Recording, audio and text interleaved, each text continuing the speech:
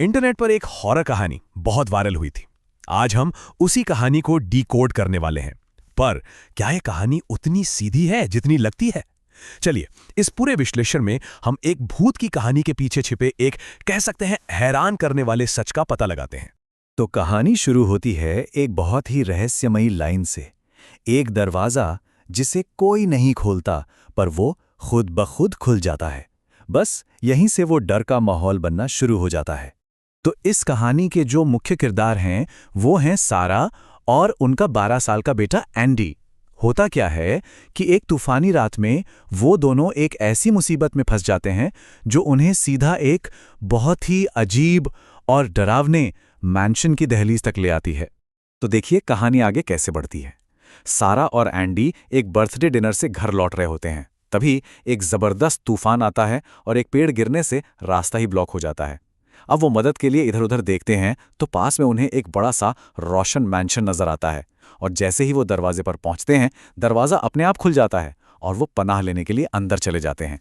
लेकिन मैंशन के अंदर आते ही जिसे वो एक सुरक्षित जगह समझ रहे थे, वो बहुत जल्दी एक भयानक जाल में बदल जाता है। माँ और बेटी के लिए उस रात का असली खौफ तो अब शुरू होने वाला था।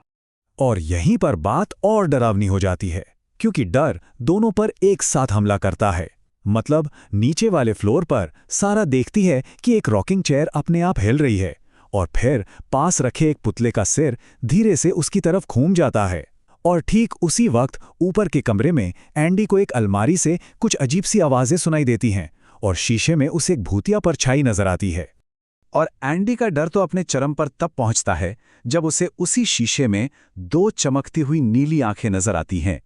वो कुछ समझ पाता इससे पहले ही एक चाकू हवा में उड़ता हुआ सीधा उसकी तरफ आता है और शीशा टूटकर चकनाचूर हो जाता है। एंडी की चीख सुनकर सारा फौरन ऊपर की तरफ भागती है।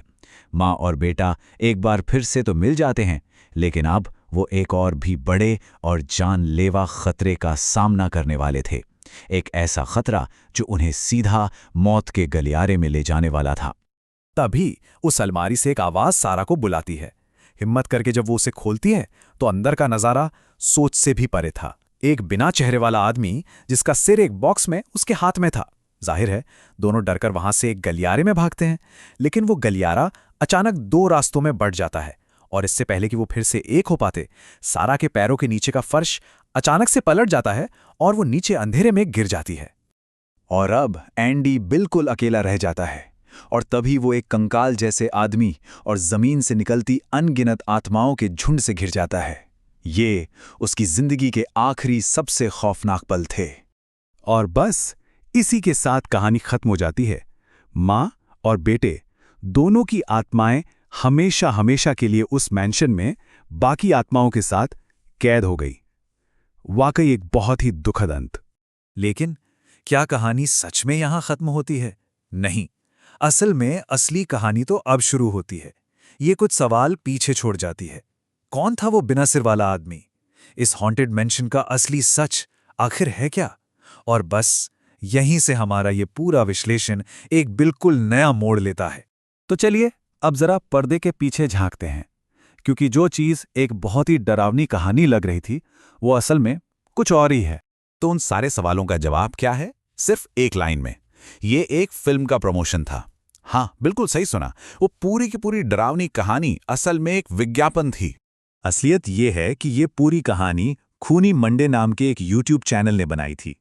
और ये कोई ऐसी वैसी कहानी नहीं थी, ये एक स्पॉन्सर्ड कंटेंट था। इसे खास तौर पर वॉल्ट डिज्नी स्टूडियोज की फिल्म हॉन्टेड मैंशन को प्रमोट करने के लिए बनाया गया था।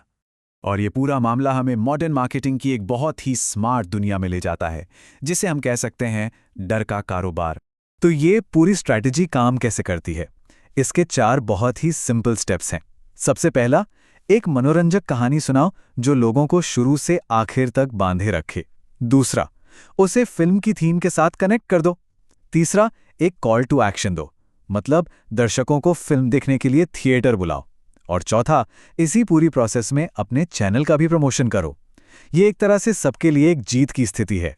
मार्केटिंग की दुनिया में इसे कहते हैं कंटेंट मार्केटिंग, और ये उसका एक बेहतरीन उदाहरण है। मतलब ये एक ऐसी स्ट्रैटेजी है जहां सीधा सीधा विज्ञापन नहीं दिखाया जाता, बल्कि दर्शकों को आकर्षित करने के लिए एक दिलचस्प कंटेंट बनाया जाता है। अब वो कंटेंट एक वीडियो हो सकता है, कोई आर्टिकल हो सकता है, या फिर इस केस की तरह एक पूरी की पूरी भूत की कहानी। तो आखिर में ये सब हमें एक बहुत बड़े सवाल पर लाकर छोड़ देता है। सवाल ये कि जब मनोरंजन को इतने असरदार तरीके से एक विज्ञापन की तरह इस्तेमाल किया जा सकता है, तो क्या अब एक कहानी और एक विज्ञापन में कोई फर्क बचा भी है? सोचने वाली बात है।